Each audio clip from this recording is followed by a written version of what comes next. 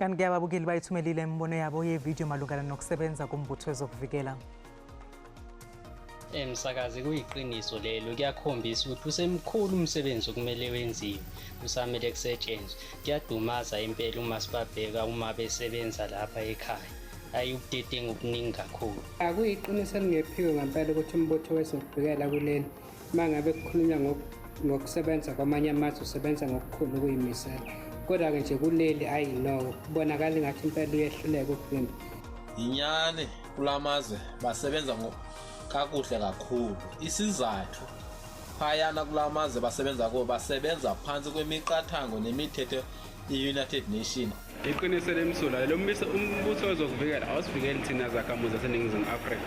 Njengoba iningi nempahla ephuma lapha iye ngaphandle ngokungekho emthethweni intshontsho imoto zabantu zolisa imncele. Izwe lethu la South Africa nje lidayiswa kakhulu wona umbutho wezokuvikela.